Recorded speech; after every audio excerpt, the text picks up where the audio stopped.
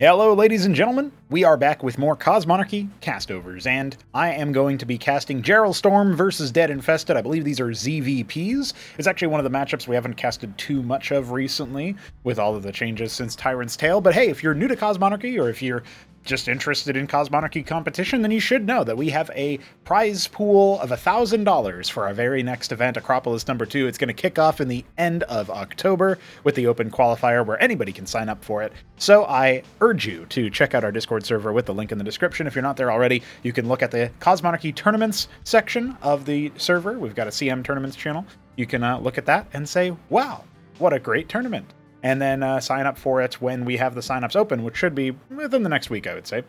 Now, that being said, we are going to be going to a map called Cold Sweat for our first opener. This is a map by Veek7, which we like to say around here. Let's see how JarrellStorm and DeadInfested get on in this two-player map, two-spawn map, I should say. We're going to start off with DeadInfested in the top left. I'm going to say this is this Delft Blue? Because I think Delft Blue is a little bit dark. What is this? Oh, Dark Sapphire. Well, yeah, I'm pretty sure Delft Blue is, like, much darker. Anyway, we've got JarrellStorm down here as I'm going to guess the Celadon Zerg? Ah, but it was Asparagus. That would have been my second guess, but you know what? That's okay. We don't need to worry about our color guessing. There's over 100 player colors in Cosmonarchy, so I do like to do that little thing at the beginning of all my videos or all of the matches that I cast if there's more than one match per video. And I like to be able to say, hey, check that out. We've got, I'm guessing the colors, and then we take a look at it. It's now a ritual. It's a routine. We do that all the time. And you think about it, too. When you open things up, if you think about, like, Tastosis, Cassing, SSL now, but ASL back in the day, or any Brood War tournament, really, the casters usually say, all right, the red Zerg is in the top right, or whatever. And, I like to carry that over, but I can't say red, or, I mean, I could just say blue and leave it vague, but I feel like it's kind of cool and fun to be, indicative here of what Cosmonarchy is all about. Now, we saw DeadInfested go for a pylon into a grand library. This is not a conventional opening. I know DeadInfested has been practicing. These matches were played on the 19th, and I am casting them on the 22nd, so it is worth pointing that out for the sake of our audience and, like, knowing how long ago these matches were. They're not that old. And DeadInfested has been grinding a lot lately. JarrellStorm, an up-and-coming Zerg player, I would definitely slate him as the favorite in the matchup, but that does not mean that DeadInfested can't take some games using, interesting compositions, doing things that other top players don't do. And JarrellStorm has been practicing a lot with the likes of Hit'em who seems to be in a class all on his own, and of course Top Ramen, who's been playing a little bit of Protoss, I think maybe just specifically for Jarrell to practice against. I'm not 100% sure about that one. And, doing things like that overall. Ooh, nice block from DeadInfested, blocking Kagrant attempting to be being put down here as the Quasith pool is already on. Now, that worker is going to have to get pulled away so that it doesn't die. Otherwise, DeadInfested will get some quick ego points. Oh my god, Jarrell! You've allowed him to do the dirtiest thing possible to you.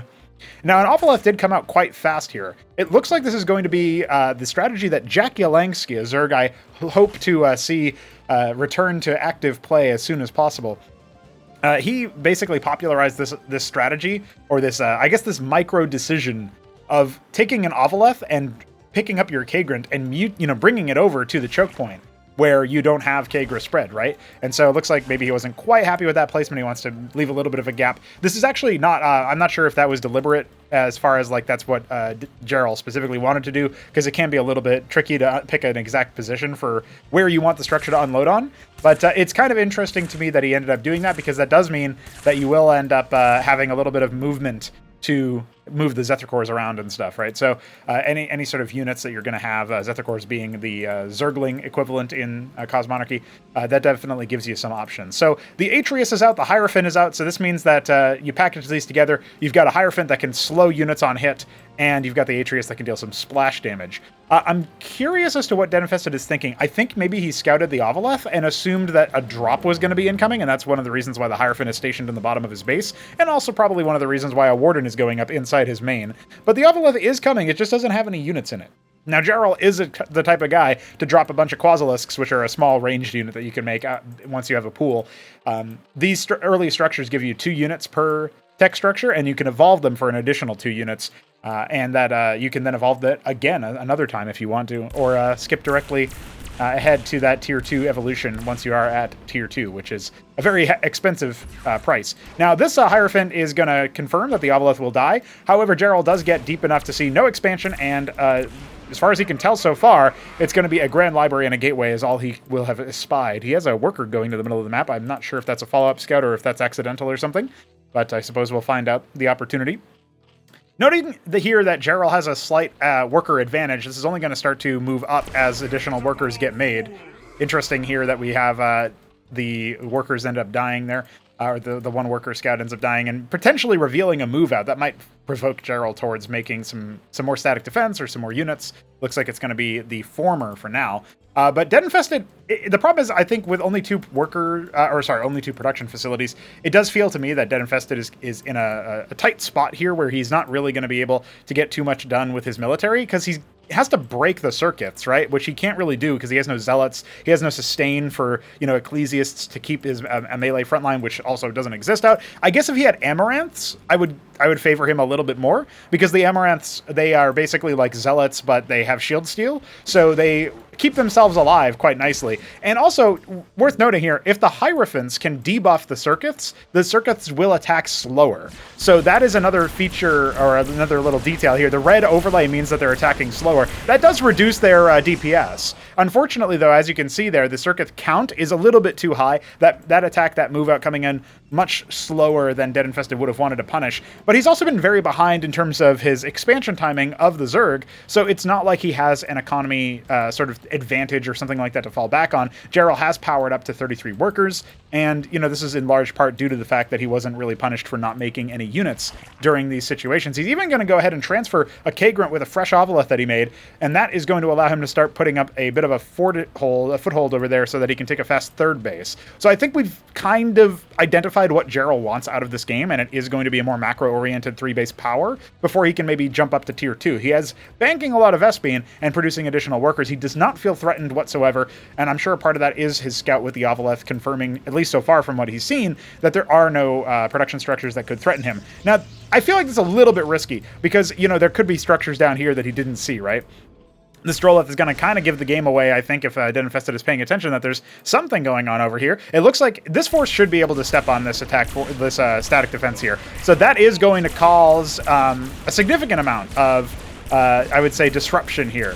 And the Hierophant is going to go ahead and take care of the static defense there as well, slowing down that circuit, making it a lot easier for the Atreus's to deal with it. So there you have it. Even though they don't have great damage versus armored targets and structures and stuff, they still are dealing enough damage to bring that down eventually. In fact, I would say he could probably hemorrhage some of the circuits over here, but now we've got Hydras coming out, and Hydras do enough upfront damage that I think they're going to be okay in this situation. We finally have an Amaranth on the way and another one being produced. It feels like that needed to happen a lot sooner. Nice Atreus sort of like circular pattern there, that concave, allowing DeadInfested to get some advantage over the Zerg units there. And the Iris starts now at about 7 minutes. So this is pretty good tier 2 timing for the Zerg. It's something that we've seen creeping earlier and earlier into the game, if they're able to get up to a tier 2, a 2-base situation, and then somewhat comfortably jump up to a lot of workers. At the very least, DeadInfested stopped the island hopping attempt that Jarrell was doing. It was a cute move there, and definitely something that works out. But you can see here, DeadInfested still has no real saturation in that secondary base. So generally the way that saturation works is that the third worker is significantly less efficient than the first two. The first two are optimally efficient, so you want 2 workers per node. And DeadInfested does have a pretty significant oversaturation on his main. Meanwhile, the Atreuses are going to be really important to deal with the Zethrakors here, but they might get overwhelmed before. I mean, there's no front line anymore. There's the attack speed increase courtesy of the Hierophant, and that should definitely allow the Atreuses to clean out the house here. The Hydra's getting completely annihilated. Only 4 circuits here now. So that might be an opportunity here for DeadInfested to breach. Has Jarrell been too greedy? He's got 5 more Hydras that just popped. He's got 5 more in production. And now a Charlatan is here to try to augment the power of the damage here. I feel like it's going to get focused down, so it's a little unfortunate. That's a very expensive unit, but basically it applies an effect where any projectile that hits a target debuffed by the Charlatan's on-hit passive will then fire a second projectile for half damage, effectively giving you a multiplication of 1.5x on any damage that you have. So you can see how very quickly that can be a very potent option there. Once again, JarrellStorm is going to be seeing about migrating his defenses over there so that he can take that third base. But I think DeadInfested, he might have abandoned the front line a little bit too quickly. I feel like he was projecting a lot of power and a lot of strength And he definitely needed to continue doing that, in my opinion, so that he could keep his opponent somewhat contained on the 2 bases. Now, I say that, obviously the Mutat Spire is coming up, the Vornath Pond is turning into the Kalkir Lake, and that means that we are going to see some very potent Tier 2 Zerg units come out here. It looks like Jarrell opting for more so of the swarming kind, as opposed to the more heavy hitters. This circuit is going to go down, and it looks like we're going to get something of a showdown over here, as this Hatrosk will buy some time, very importantly, for some of these units to end up mutating. The Vorvikors are going to be very important for this fight, because they, on hit, apply Ensnare, so they will debuff the attack speed and movement speed of DeadInfested's army, and his army is small enough that those kinds of debuffs are going to be pretty significant, especially you think about Shield Steal or any other on-hit effects. Kind of counteracts the attack speed bonus that was temporarily given to DeadInfested courtesy of his Hierophants. Now, the Hydras are just going to start barreling forward here. I guess most of the Vorvikors weren't even necessary, although a lot of them did end up dying before they could hit. They bought time for the Hydras. That was the predominant move there, the power move, if you will, for DeadInfested's army to end up falling and JarrellStorm to end up, freely. He actually does end up resetting that base, and that is going to be a little bit difficult for DeadInfested to come back from. Remember, he's got very minimal production. He's got a lot of money in the bank. Could definitely see, 3 more Grand Libraries based on the money that he's got. Instead, he's going to cap his Vespene. Not a bad shout. When you cap that, it does increase the yield from 5 to 7. Very, very powerful there.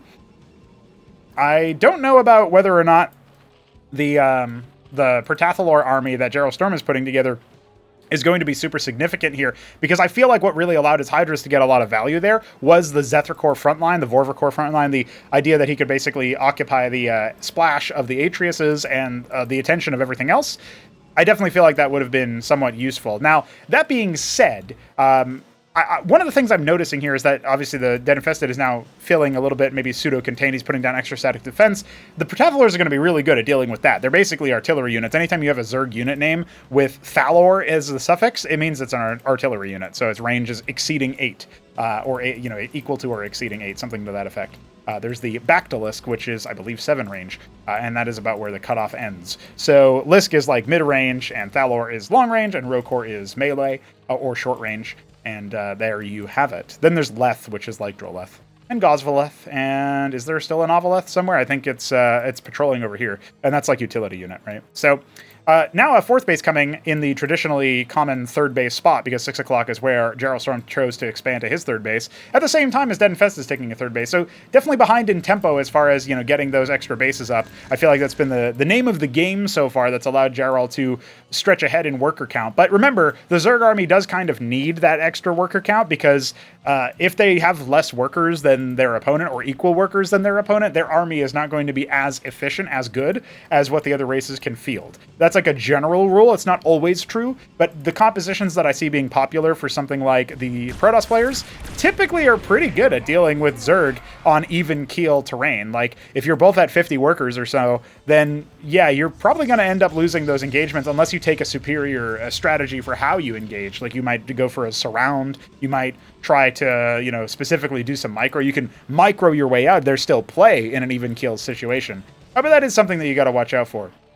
Gosvaleths are kind of like Droleths in that they are advanced, they're flying workers, so to speak. But you can see they, when they finish a production structure, or they finish making a structure, they actually pop back out, so you can use them again. It is a strain of Zerg production that makes it less worker, less costly on your worker count for producing structures, which I think ends up being pretty valuable. So we are going to end up seeing the Nexus start to set up over here for DeadInfested. Once again, he's at basically max saturation. The patch count here is 7, so 7 times 3 is max sat, which is of course 21. That is also the case. No, this is actually an 8 patch. So, this base is a little bit more valuable then, because this is only a 7 patch base at 12 and at 6. So slightly more valuable in terms of that. You can see JarrellStorm very intent on protecting his investment. And now he's actually moving over there. I think this is a slight inefficiency, maybe not just a slight one, in JarrellStorm's play. I feel like he could probably spend a little bit less attention, APM, etc., building up a lot of static defense in his bases, and instead just go for some kind of attack, contain, etc. But he has been on the back foot. Like, psychologically, when you're defending because you're trying to be a little bit on the greedy side, or you're powering up and stuff, it does put you in a headspace of always reacting to your opponent until you can finally build up enough things. I think based on the gas count right now, JarrellStorm is going to be going for tier 3. That is my speculation. He's got a lot of Vespene. He's capping his gas as soon as he can in that 4th base, and his 6 o'clock is still not capped, but that's saturated at the very least, with the Iral Iris finally mutating into the Othsalava form. So that is a difficult situation for DeadInfested. You're definitely on a bit of a clock here. He's going to try an attack again. It has been a little bit passive the last few moments as our players have focused on the single-player aspect of the game, you could say. But we've got Drakadins out. We've got, the Rogue Galleries have been pumping Vagrants for the most part. So this army has some good hit scan power to it. Zealots also being fixed in, and a couple of Heralds for sustain and for movement speed. All great ideas. And Architects are going to be the choice du jour for DeadInfested as far as trying to wail on some of these units from afar. I think with the cliff advantage, he might be able to deal with these circuits using the Architects exclusively, but that will provoke, of course, an attack from JarrellStorm. He is sending all of his Droleths over here in the bottom left, so these, we haven't really talked about this because it doesn't always come up in these matches, but the workers are basically going to harvest and return to the Hatcherosk here. Neutral structures are returnable, they're considered allied, and a rule in Cosmonarchy is that you can return to your allies' town centers, and you get the money instead of your ally. So this does mean that over here, we have some pretty nice opportunities for returning your workers there and getting a little bit of an injection in money without needing to wait for an expansion. So here we go. The Herald is going to start debuffing some of these units. That debuff just means that you get shields for attacking that unit. Unfortunately, the first Herald kind of papped in a little bit inefficiently and did end up dying. And now DeadInfested is fighting, even though he's going downhill, he's kind of fighting an uphill battle, trying to deal with all the static defense and also with the military force that JarrellStorm has put up.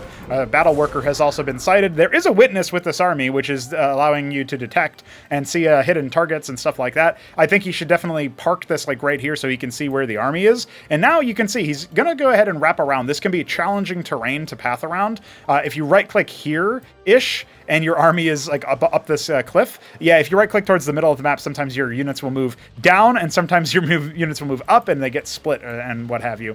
So here we go, immediately going for a Gezkath Grotto, and also mutating his Larvos Cesians. This means that Jarrell is basically going to be going for the Alcagelisks. That is his unit of choice when it comes to, and apparently circuits, his unit of choice when it comes to powering up on tier 3. I'm going to go ahead and expand at the 9 o'clock position there, or 3 o'clock position, excuse me. And yeah, DeadInfested has kind of been routed back. He has to think about what he wants to make. More Grand Libraries and Argosy. So these are going to be some powerful air units, but you have to think again about the amount of money that DeadInfested has had in the bank for a while now and not really been able to spend it. He definitely needs that throughput of adding more production structures. But these Oxal Cesians, they generate different colored larvae, different kinds of larvae. This Oxal larva can mutate directly into some of the advanced strains. So when you think about how, like, in StarCraft 1, the Hydralisk can turn into a Lurker. So in Cosmonarchy, the Hydralisk turns into a different unit called the Bactylisk. That kind of mechanic, where base units turn into advanced units, is present across the entire game, basically. And the Gezkath Grotto enables the Alcagelisc, which is a mutation of the Gazithalor, aka Guardian, and that means that you can make them directly from these Oxal larvae, whereas you'd have to make the base strain. So in this case, you can imagine it like as if this larva allowed you to make a Lurker from a larva instead of from a Hydralisk. That's basically the shortcut that Zerg has with that mechanic. And so those structures are very expensive, very prized, very valuable, and they allow you to basically skip part of the strain. The key being that your units are not going to regress into the old strain because they didn't have them there. So yeah, that's a different feature. Is Cosmonarchy Zerg, you saw that the Circuith turned into a Kagrant, aka Sunken turned into a Creep Colony. That's basically what happens there. Now a bunch of workers just got free so that they could be liberated of their life as well, thanks to DeadInfested's army movement over here. He's now going to go ahead and threaten that 3 o'clock position. And Jarrell is being funneled by his own static defense. Not really the most MVP there, I would say. And looks like he's going to go ahead and huddle back behind the wall that he's built, as DeadInfested is going to attempt to shut this area down. Looks like he should be able to do that. He's going to take out the Circuith, get rid of the advanced worker, and once again draw Jarrell's forces out in a very inefficient situation here for our Zerg player. Remember, even though the the military and the workers and stuff are in a certain situation here in the top right, it's workers and then military.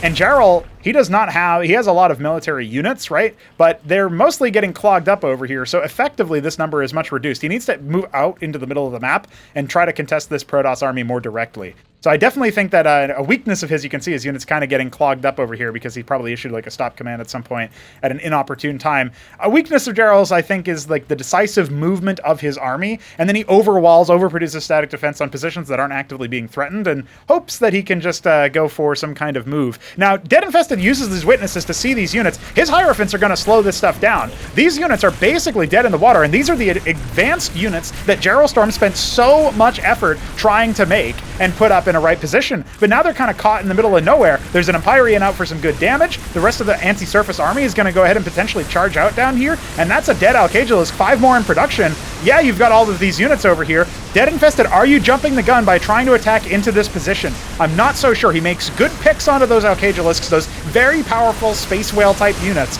but is it going to be enough to set the battle in his favor? There's just so much static defense. Not all of it got removed so that the rest of the units could come in, and now those heavy air units are parked over that static defense, and that is going to be more than DeadInfested's army can handle. He wants to draw them back a little bit and fight away, maybe bleed some of those units that JarrellStorm has been building up. Little bit risky business, but, you know, maybe these Alcagilus can get caught once again. There are still Hierophants with the army. Unfortunately, DeadInfested doesn't seem to be controlling his army super well anymore and doesn't have that much anti-air left in the fight. He's going to go back and think about what he needs to make back at home, making more Atriuses, more Vagrants, and indeed more Hierophants. But his anti-air is being overwhelmed. The Alcagilusks just absolutely devastating this force now. As long as they are attacking from a good range and stuff, they're able to get a lot of extra bounces. And Empyreans come on down to heckle some of those static defense structures, but it is going to get absolutely obliterated, squashed, swatted out of the sky. A 4th base now on the way for DeadInfested. He's spending a lot of his money on static defense, but yeah, his army count has really dwindled down to only 30 military units. Obviously, JarrellStorm much higher. He could probably spend some time reorganizing his military force there, but instead he's going to go ahead and put his attention into trying to quash this 12 o'clock position. The Alcagilusks are here. If DeadInfested had evacuated some of his army, he definitely could have gotten somewhere with that, I feel like. Worth noting, the Heralds don't attack up, so everything else in this army does, but I don't know if it's going to be enough. Well, I say that, the Architect does not. I forgot the Architect was there. Yeah, this 12 o'clock base is going to get swatted down. The static defense, I didn't hear the cancel sound. We added a sound effect and a visual indication for when a structure is canceled for versus when it's not. And so, yeah, not seeing that is, not hearing that is a little cautious here, a little unfortunate. Now, that being said, a couple of these Alcagilusks are being brought down here, finally. But I just don't know. I mean, there's more ground units going to come in here. Yeah, DeadInfested is going to commit GG here. I was going to say capitulate. He's going to commit GG, commit Sudoku, I guess. And that is going to be it for him. The proud Protoss overwhelmed. You can see in the bank there, JarrellStorm had a lot of money. He could have been spending 6969, the brilliant, nice number there to close things out. And that does mean that Jarrell will take the first game. But I was a little bit worried for him. I thought DeadInfested might have had his number. He just didn't. Maybe he ran out of steam a little bit towards the end there. We will be back with more of this series. There were 2 other games to cast in this set, so hope you enjoyed. Stay along for the ride. We'll be back. And remember to join the tournament where we are going to continue having a lot of action later on in the at the end of October when we kick things off. You guys want to be prepped and ready. You want to know the game somewhat, not just watching these videos, but practicing, playing the game, giving your feedback on the balance and such, and telling me to buff your race before the tournament, obviously. So let me know about that, and I will see you guys soon. Peace.